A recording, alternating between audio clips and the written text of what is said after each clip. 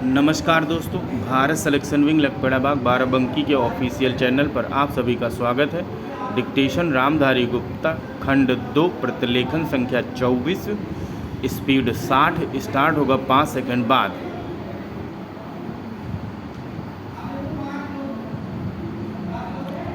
भाइयों और बहनों, मतलब यह है कि अगर संसार को सहनशील बनाना है तो सभी लोगों को दुनिया भर में हिंदी भाषा का प्रचार और प्रसार करना चाहिए।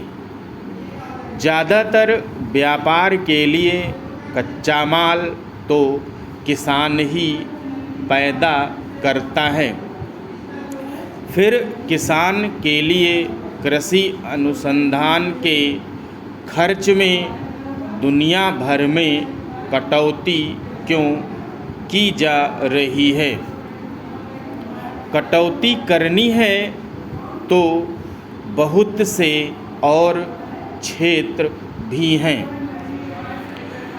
अमीर देश सन 1990 में खेती बाड़ी को आगे बढ़ाने के लिए जो सहायता दे रहे थे वह थी 12 अरब डॉलर, और 10 साल बाद 2000 में 2 अरब डॉलर की कटौती कर दी और यह 10 अरब डॉलर रह गई है।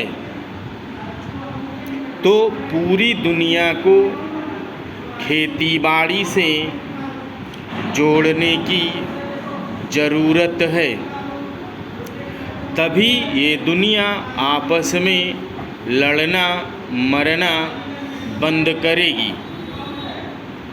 मेरा बस चले तो मैं तो हिमालय की सबसे ऊंची चोटी सगरमाथा, जिसे दुनिया एवरेस्ट कहती है, पर चढ़ूं और पूरे जोर के साथ आवाज़ लगाऊं कि ऐ धरती के वासियों, बंदूकें छोड़ो और हल उठाओ, नहीं तो आप ही सोचो कि 20 साल बाद 2020 में जब दुनिया की आबादी 8 अरब हो जाएगी तो सबको खिलाने लायक खाद्यान्न कैसे उपलब्ध होगा।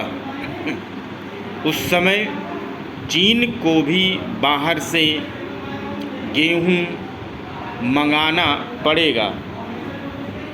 सौभाग्य से भारत के बारे में तो कृषि विशेषज्ञों का यही अनुमान है कि भारत के किसान और कृषि वैज्ञानिक मिलजुल कर बढ़ी हुई आबादी का भी पेट भर पाएंगे। आज हमारे अन्न भंडार में 3.5 करोड़ टन से ज़्यादा अनाज भरा है। रबी की फसल आने के बाद यह बढ़कर 5 करोड़ टन हो सकता है। रखने की जगह नहीं है, इसलिए समाज कल्याण के कामों में लगाने और विविध रूपों में निर्यात करने के अवसर बढ़ रहे हैं। काम के बदले अनाज और बच्चों को पाठशालाओं में नाश्ता कराने व खाना खिलाने के कार्यक्रम पूरे देश में चलाए जा सकेंगे। यह एक तरह से दूसरी कृषि क्रांति का ही नतीजा है कि हम 150 करोड़ से ज़्यादा आबादी को अपने खेत में उपजाई फसल से ही खाद्यान्न उपलब्ध करा रहे हैं। खाने वाले तेल की कुछ वर्ष पहले कमी हुई थी। हमने पुरजोर कोशिश की पिछले कुछ वर्षों में आयात तो घटकर प्रतिवर्ष 300 करोड़ रुपए का हो गया, वहीं तिलहनी फसलों और उनसे उत्पन्न पदार्थों का निर्यात 8 गुना बढ़कर 2,500 करोड़ रुपए से भी ऊपर हो गया।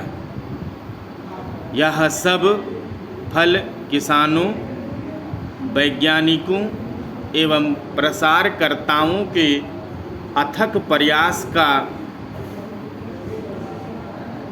इस प्रगति में आज कृषि वैज्ञानिकों का योगदान किसी से छुपा नहीं है, ये सारी दुनिया मानती है।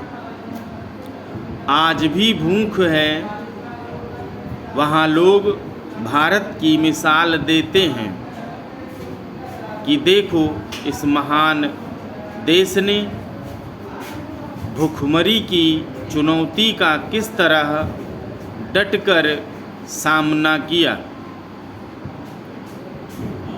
आज जब निर्यात के अवसर खुले हैं, विश्व का परिवेश बदला है, सारी दुनिया के बाजार खुल गए हैं। सौभाग्य से दुनिया में शाकाहार भी बढ़ रहा है। इस समय हमारे विविध व्यंजनों को विश्व बाजार में प्रचलित करने के बड़े मौके हैं।